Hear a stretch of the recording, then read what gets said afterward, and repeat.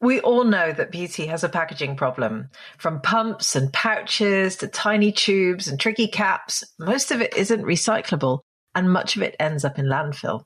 And that's why I want to look at the messy reality of beauty waste today and ask, how do we fix a system that was never built for circularity?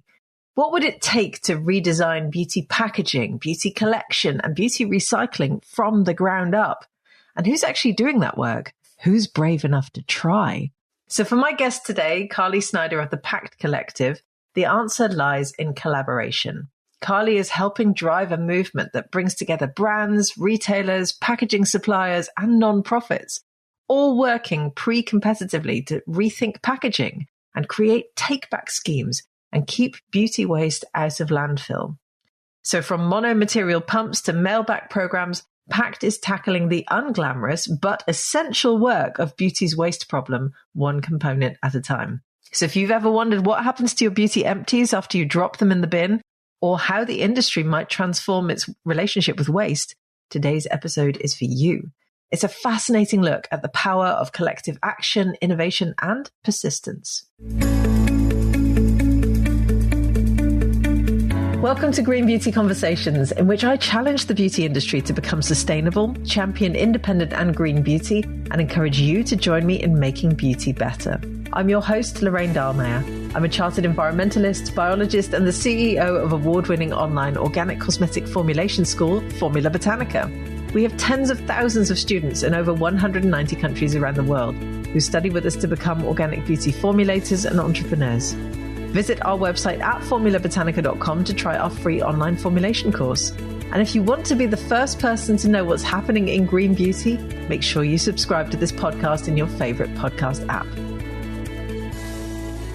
So in today's episode, I'm joined by Carly Snider, the Executive Director of the Pact Collective, which is a non-profit tackling packaging waste in the beauty and wellness industry. With a background in environmental policy and nearly a decade of experience across business, nonprofits, and sustainability, Carly specializes in turning big ideas into practical solutions.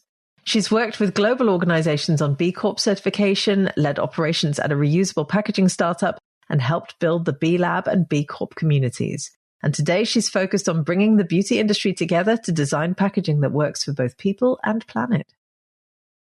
Hi, Carly. How are you doing today? I'm doing well. Thank you so much for having me. I am so pleased that you're here. So for our listeners, can you please introduce yourself? Yes. My name is Carly Snider. I am the Executive Director at Pact Collective. Who we are, we're a nonprofit uniting the beauty industry to take responsibility for our packaging waste. So we've been at this really complex work since 2021. We were founded by Mob Beauty and Credo Beauty, two companies that are really helping pave the way for what sustainable packaging looks like, clean beauty, and really wanted to create a collective that looks at these complex problems together. So coming together pre-competitively to solve how we can get to a better industry, how we can move towards circularity, and have a lot of these hard, honest conversations together. Amazing. That sounds like a huge undertaking. How did that come about? I mean, I know you said it was formed by Mob Beauty and Credo Beauty, but who sort of woke up one morning and thought, I'm going to unite the beauty industry to take on packaging? Yes. I think it was a lot of different things. The big thing that was going on with beauty is these take back programs. The ones that were existing in that time just didn't have transparency.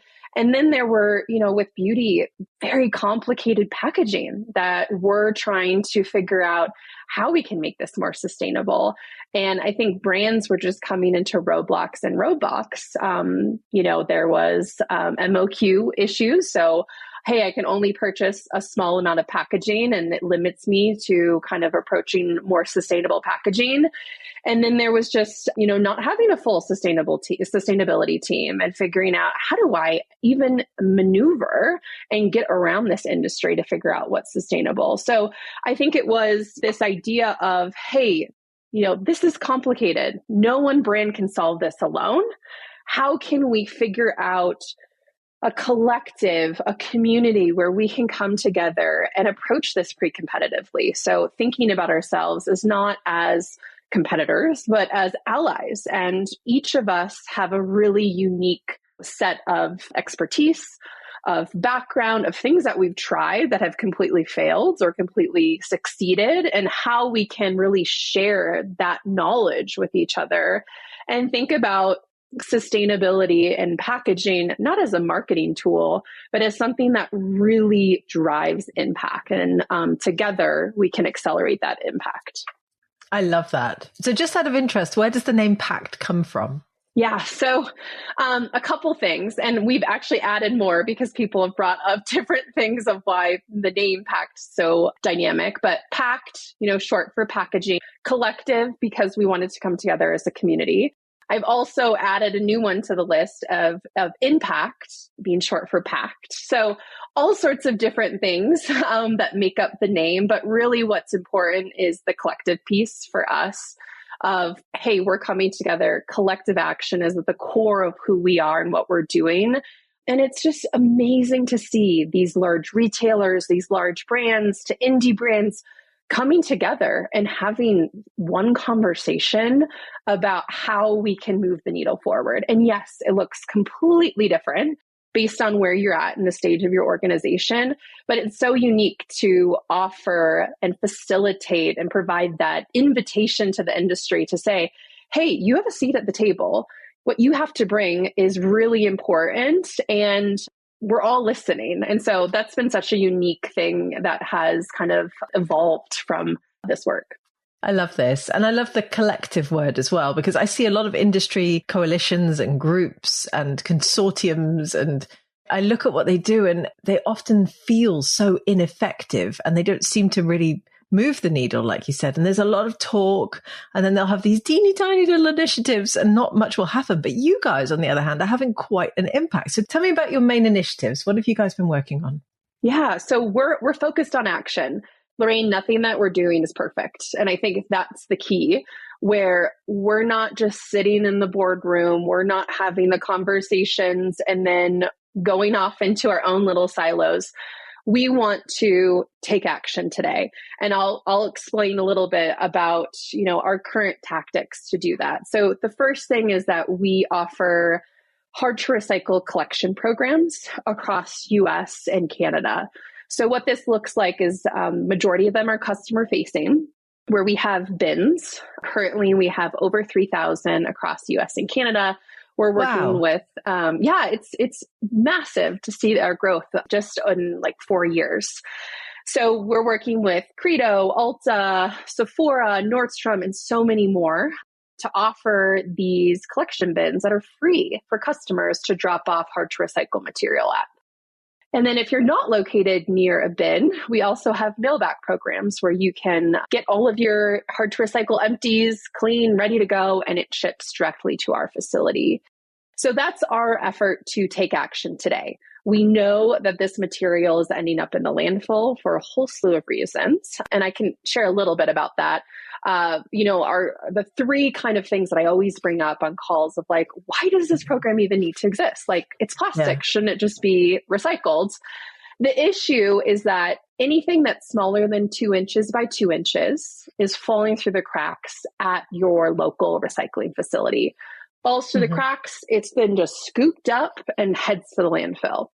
The other thing, so it's just like on the ground. It's crazy. And I really encourage everyone to go to your recycling facility and see this firsthand, because it's shocking to see the amount of material that just because of an infrastructure limitation, it's not getting processed correctly. And then the other two factors are a lot in beauty is mixed material.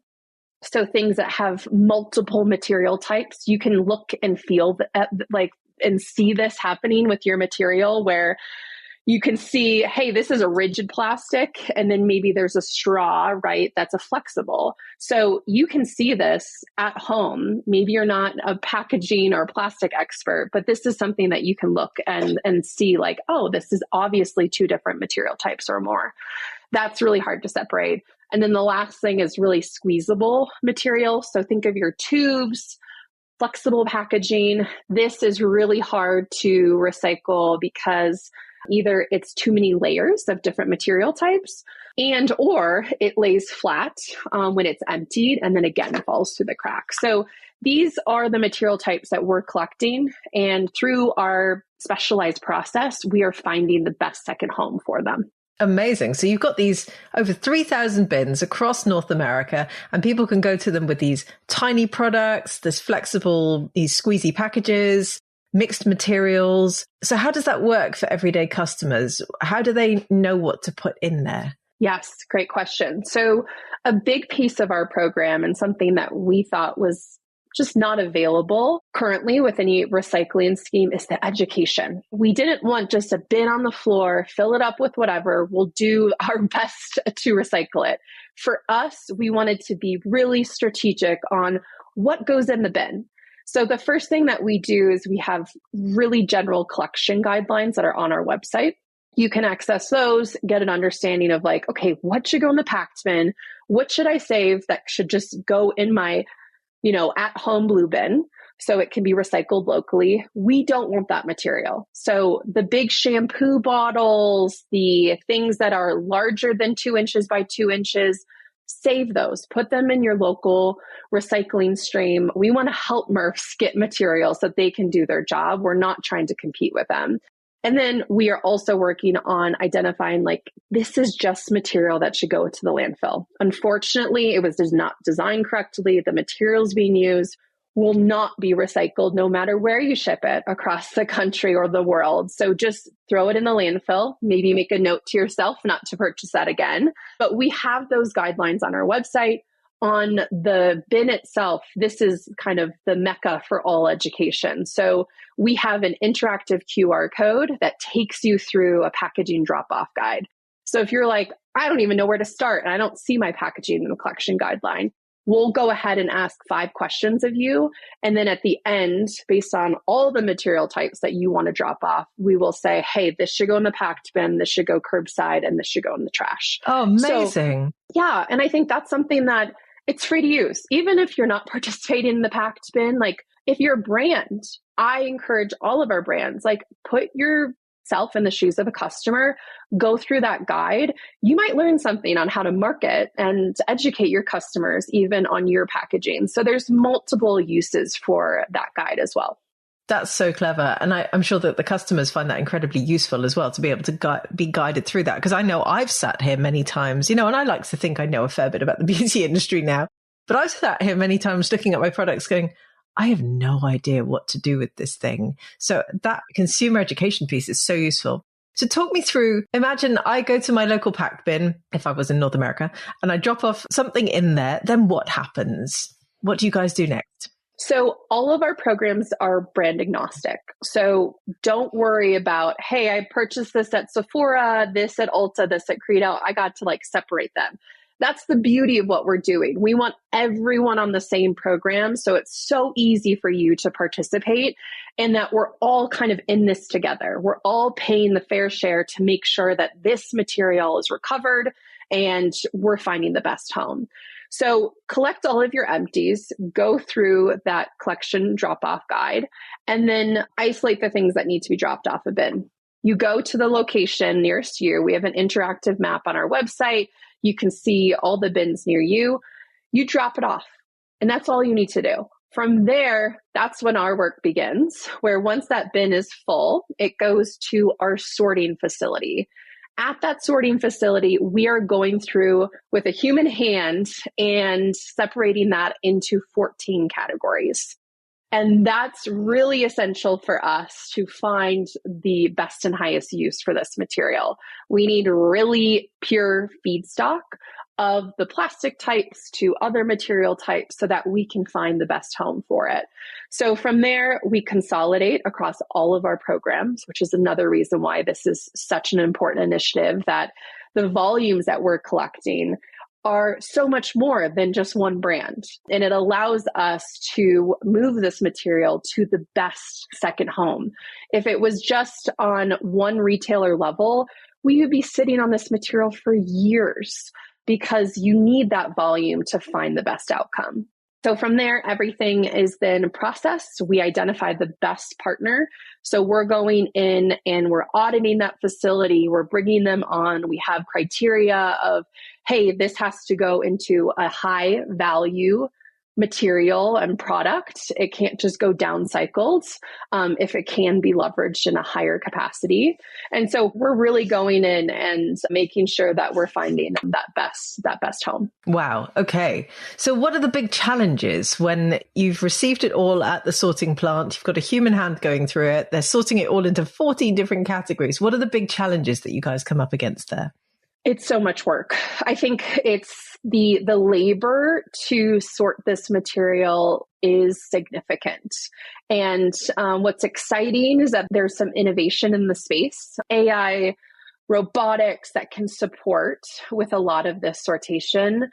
What's going to be tricky is that it's very expensive. And I think this is not just on a pact perspective. This is at a recycling at general perspective, is that we're kind of in this in between where we're really leveraging outdated infrastructure. And it's because the recycling system has been paid for by taxpayer dollars. And so we haven't seen the innovation, even though these equipment and this amazing stuff existed, we haven't really gotten there. So that's a piece that's just a lot of labor. The other thing is because we're working on really hard to recycle small components, the proper labeling and understanding what exactly the packaging type is through a resin code isn't always there. So if we can't read what the packaging is, we have a mobile infrared scanner that actually reads what type of plastic it is, and that helps us sort it. So there's that. And then the last piece is that because this is teeny tiny material, we can't properly bale the material, which means like get it ready to go to a recycler. So we have to work with specialty recyclers to make sure that they're open to the format that we have it in. So there's a lot of obstacles, and this is why small format is so hard. But what's amazing is that there's value in this material. If you take the time to sort it, if you invest in the infrastructure to collect it, and the infrastructure, like I said, exists, then you have access to this untapped market and material that you can then drive revenue from. So there's a lot of research going on of, this is definitely something that is an untapped resource that recyclers really need to uncover because there's a lot of material that fits in this category. That's amazing. What do you guys do with mixed materials then? Because you talked about that earlier as one of the things that you very much encourage people to put in the bin. So imagine you've got, something metal, something plastic, different types of plastic. How do you guys take that apart? That can't be easy. Yeah, so we're going through and disassembling as much as we can in the sort process. So all of our sorters have pliers, tweezers, and they're doing as much as they possibly can to the point of like taking even silicone tops off of glass droppers, trying to take lids and like all sorts of things off of the packaging. So that has been really crucial for us to just eliminate the mixed material issue.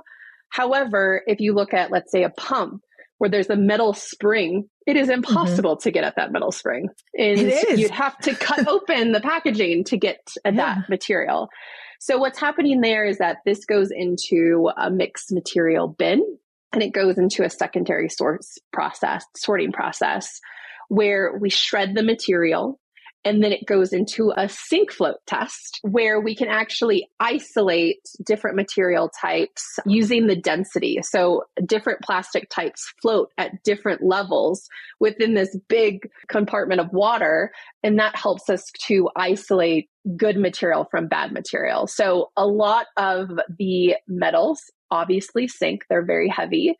Or if you're adding metallized components to really recyclable plastic, that's floating. So it's almost like you're adding a layer to recyclable plastic and it's causing it to sink to the bottom and we can't do anything with it. So I think that's also one of the biggest obstacles we have, because if you look around, and I challenge you to do this, everything has a little metallized component, a little flash, a little flare. And I think that is hurting us tremendously. It's so true. I'm just looking even at my desk and all the products I've stood here because I get sent a lot of them. And you're right, I can see metal everywhere. Talk to me about a cleaning, because obviously you probably want the packaging to be relatively clean by the time it gets to the facility. How does that work with the consumer? Yeah, so this is a requirement for our program. Everything needs to be emptied and cleaned. And we get a lot of questions about this. The first thing I will say is that this is not exclusive just to the PACT program. So at home, you need to also be cleaning out all the material that's going into the recycling bin. That helps with recycling. That is something that it should not just be about PACT. We're hoping to inspire that behavior chain across the board with recycling. For this material specifically, though, it can be really challenging. And we have those conversations all the time. What we have done is created a cleaning guide for the things that are the hardest. So check that out on our website. We go through some tips and tricks on squeezable tubes, mascara, lipstick, all these things we've gone through and figured out, hey, what's the best way to clean these out? I will say that we typically say for these really hard to clean out items, do your best.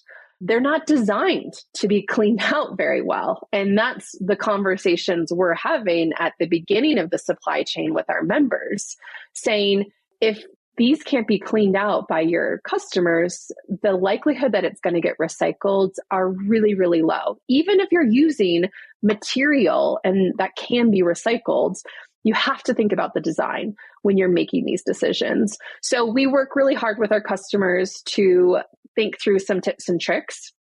But at the end of the day, I think it comes back to really pushing brands to recreate, hey, what does that mascara packaging look like? What does lipstick packaging look like? How can we think about this a little different so that we can actually create a packaging that can be cleaned out properly? I love this. So much thought has gone into this as well. I mean, you guys are obviously dealing with the tiniest of details, but you have to when you're dealing with such mixed mediums in terms of, waste, basically. Talk to me about how hard it's been to attract in people to come and join the collective. Has that been easy? Has that been a labor of love as well? It's been pretty easy, which was not what I was expecting. What we're asking this industry to do is to get out of their silo, to think about sustainability not just as a marketing tool, to be vulnerable and share what their goals are and how they're achieving their goals. I mean, that's pretty massive with our capitalist, individualist perspective that we all have. And I think it's been really amazing to see people come to the plate and understand that, hey, I now have the ability to tap into this huge pool of expertise. So if I'm vulnerable, I'm going to get answers back. And that's how we can exchange these ideas and really create that core collective action. It comes with a lot of trust. It comes with a lot of listening. And I think that's where we come in to facilitate those conversations. Yeah, it's challenging people to think differently. And of course, there's things that come up. Of course, it's, we've been set to think, sustainability is under that, marketing umbrella. So we are really pushing these brands to kind of rewire how they think about this, which definitely, we're starting from ground zero in some of these situations, but their willingness to come to the table, we've done zero recruitment. Everything has been word of mouth. That has been super powerful. I just even had to write that down. Sustainability under the marketing umbrella. I have a master's in environmental management and no one ever talks to me about marketing at university. So I'm horrified that anyone would think that. But there you go. My slight aside there. How many members have you got in the collective at the moment?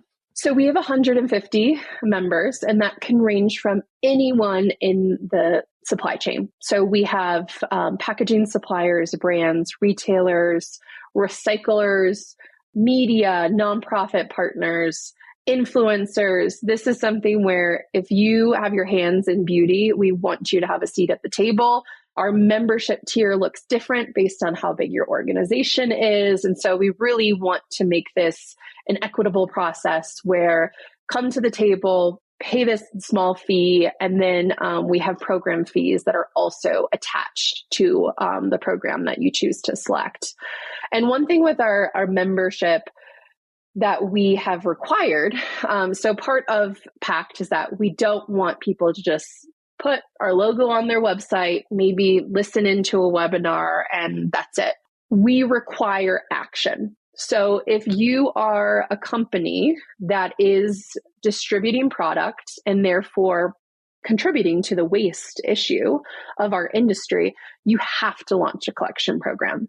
So it can be customer facing. We also, what we haven't talked about is B2B. So the waste that's happening behind closed doors, which is significant. We are also working with brands to isolate this and find the best homes for that material as well. But this is something that is at the core of who we are. You have to take action. It's not going to look perfect every time, but it's something that we have to do today.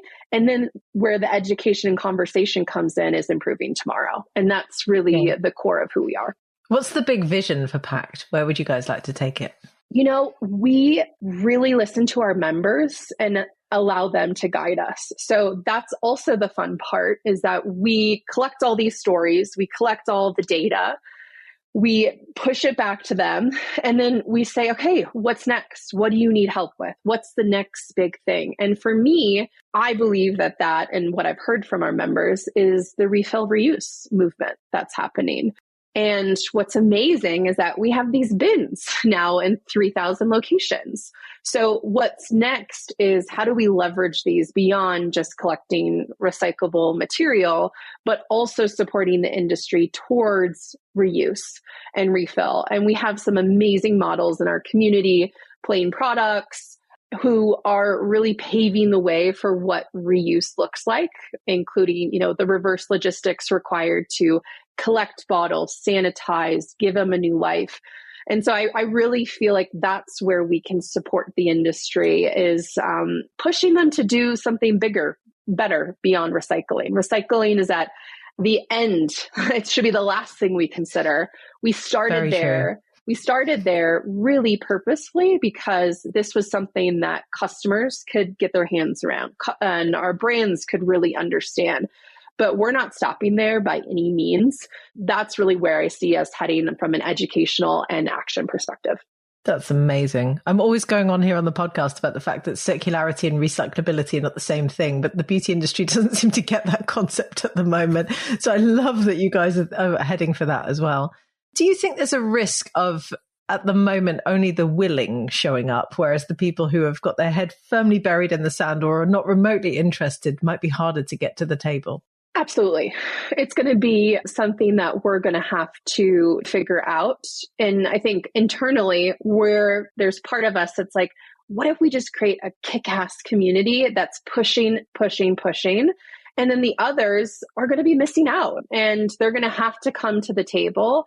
And so I think there's kind of two angles to think about this, where we want people to join no matter where they are on this sustainability journey. But you have to come with this willingness to say, hey, this is bigger than me, and I want to work together as an industry to solve this. So for us, we're here. We want to have those conversations with individuals who don't understand it.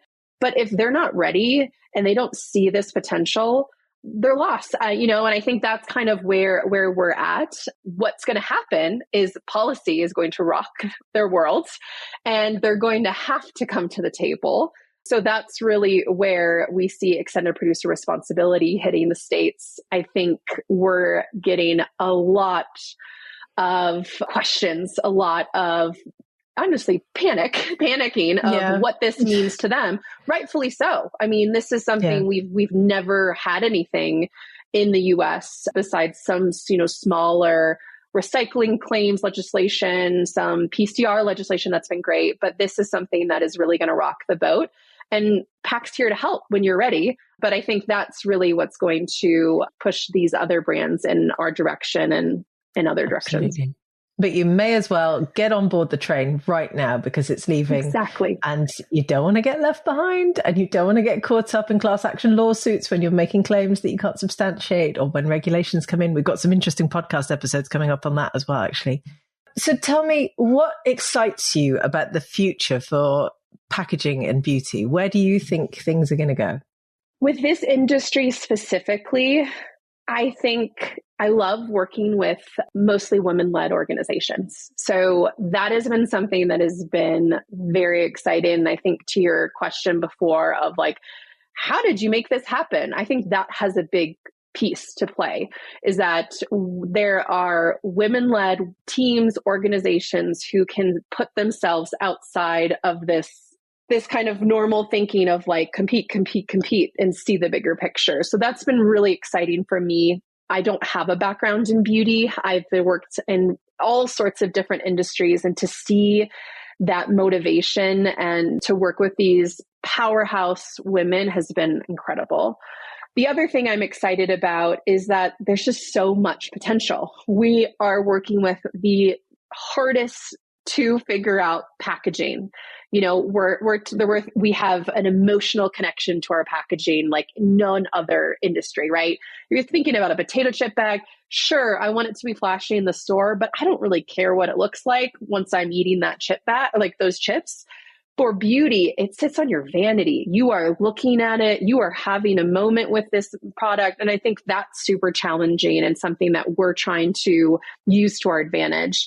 And then it's holding active ingredients where we are limited to our packaging. So for me, it's like there's so much challenge. And if we can do it in beauty, and if we can figure out how we redesign what this packaging looks like, it's really exciting what can come. And I think we're finally, between policy, customer demand, retail demand, we have this tipping point and this sweet spot where it's all moving in this direction.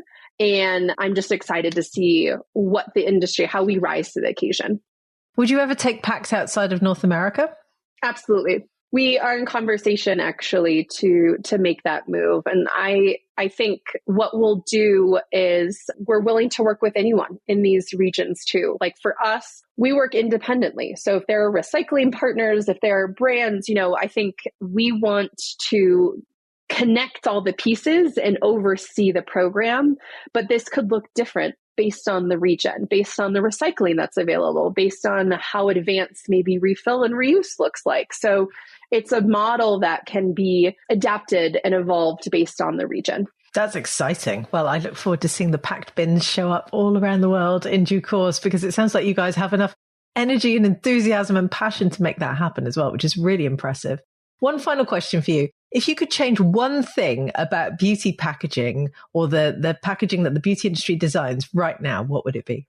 I think I would challenge the industry to just completely eliminate this idea that luxury means heavy, flashy, and more.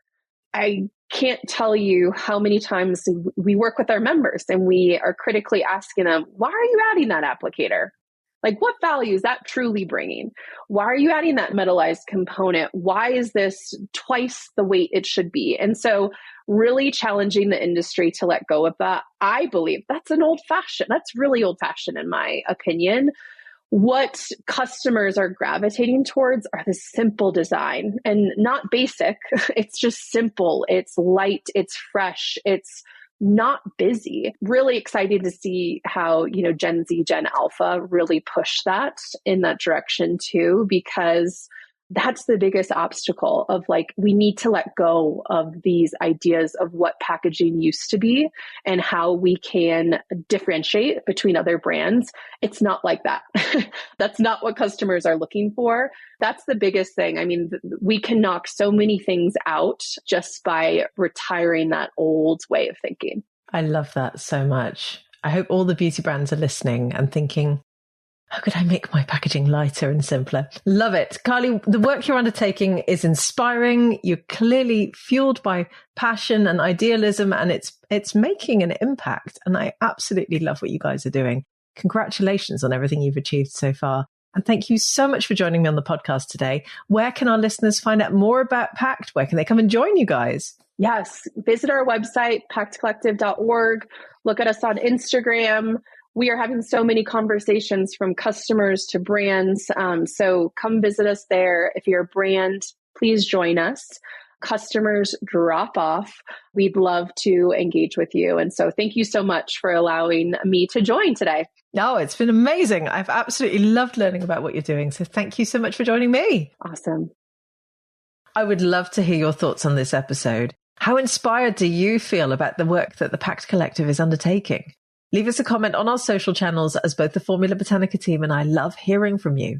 And if you want to hear some more episodes about the topics that we discussed today, please do delve back into the podcast archives. So some great episodes for you to listen to include episode 225, in which I interviewed Alexander Quapis of Fusion PKG on the realities of packaging design. Or episode 93, way back in the archives, in which I interviewed 2 packaging suppliers who've created highly innovative solutions for their materials, including growing some of them out of mushrooms. So there's a wealth of information in our old episodes, and I do encourage you to go back and listen to them. Thank you for joining Carly and I for this latest episode of Green Beauty Conversations. I hope you enjoyed it. If you did, please do leave us a 5-star review so that other people can enjoy these conversations too. Make sure you subscribe to the podcast on Apple Podcasts or Spotify or whatever your favorite podcast app is, and stay tuned for the next episode. Follow Formula Botanica at Formula Botanica on Instagram, Facebook, YouTube, TikTok, Pinterest, LinkedIn. We're everywhere. And come and give me a follow at Lorraine Dallmeier on Instagram and LinkedIn. Visit our website at formulabotanica.com and sign up for our free online formulation course today.